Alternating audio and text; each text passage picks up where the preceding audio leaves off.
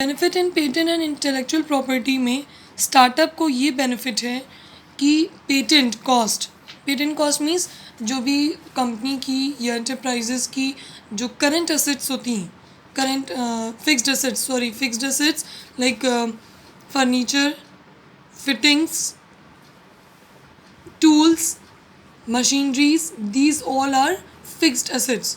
तो इस पर हमें एक बार ही इन्वेस्टमेंट करना होता है। तो ये सब पे क्या लगता है, हमारा पेटेंट लगता है।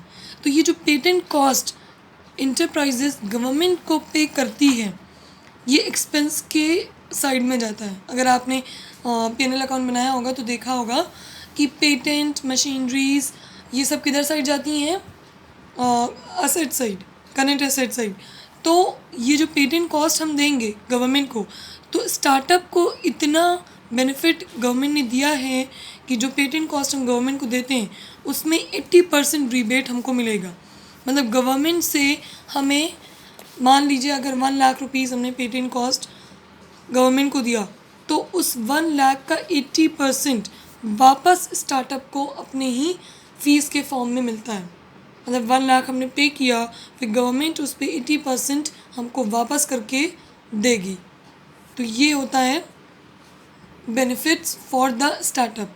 इंटेलेक्चुअल प्रॉपर्टी का ये फ़ायदा है कि गवर्नमेंट को जो भी स्टार्टअप के इंटेलेक्चुअल प्रॉपर्टीज़ हैं, जो भी प्रॉपर्टी लाइक बिल्डिंग्स हो गई या जो भी और हैवी मशीनरीज हो गई, तो जो भी प्रॉपर्टी है ये IPR गवर्नमेंट उनको करा कर दे। IPR means intellectual property right. ये भी कौन करा के देगी, गवर्नमेंट स्टार्टअप को करा के देगी।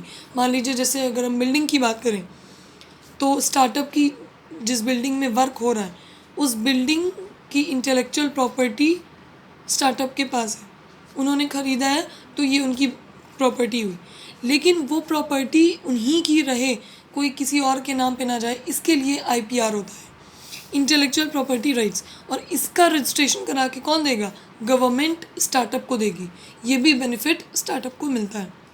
तो इतने सारे फ़ायदे होते हैं। Next is funding schemes for startup.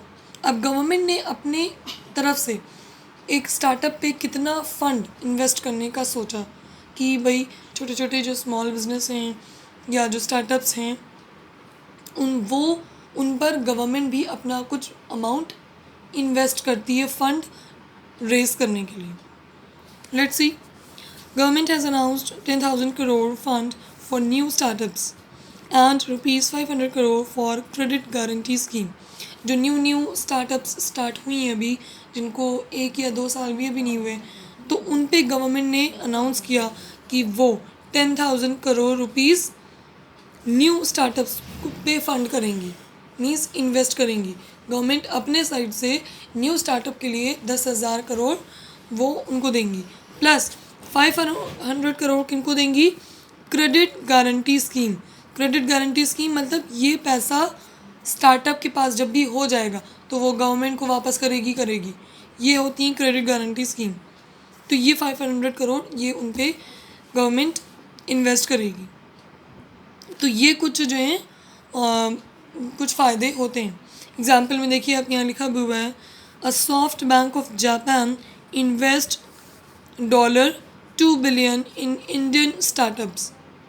India के जो भी न्यू स्मॉल बिजनेस स्टार्ट हुए या स्टार्टअप हुए, सॉफ्ट बैंक जो कि जापान में है, उन्होंने अपना $2 billion इंडिया के स्टार्टअप में इन्वेस्ट किया। क्यों इन्वेस्ट किया? क्योंकि जब भी स्टार्टअप इस फॉर्म में आ जाएगी, वो डेवलप हो जाएगी, तो कहीं ना कहीं ये पैसा उनको वापस मिलेगा ही। ठीक है, तो ये सारी चीज़ें होती हैं और ये सारे बेनिफिट्स एक स्टार्टअप को दिया जाता है। नेक्स्ट अब हम पढ़ेंगे, ये कुछ 10 फंडिंग ऑप्शंस होते हैं जो कि स्टार्टअप में कैपिटल को रेज करने के लिए, जैसे अभी हमने प्रीवियस चैप्टर में पढ़ा, चैप्टर नंबर 7 में, कि how to raise the capital, how to raise the finance. We have 2 options, means owners fund और वी चूज borrowed फंड। या तो owners fund means issue equity shares, preference shares या retained earnings, या और भी हमारे पास ऑप्शंस हैं, या फिर बोरोड फंड को हम चूज़ करें। तो यहाँ पर हमारे पास 10 ऑप्शंस होते हैं स्टार्टअप में किसी भी कैपिटल को रेज़ करने का। अगर हमारे पास अभी इस टाइम 5 लाख रुपीज़ है और हम उसमें अपने स्टार्टअप पे का जो भी साइज़ है और इंक्रीज़ करना चाहते हैं, तो उस पे फाइनेंस या कैपिटल को रेज़ करने के लिए कौन कौन से ऑप्शंस हैं, ये हमारे पास कुछ 10 ऑप्शंस हैं। इनको हम अपनी नेक्स्ट क्लास में पढ़ेंगे। क्योंकि ये टॉपिक थोड़ा सा लेंदी है।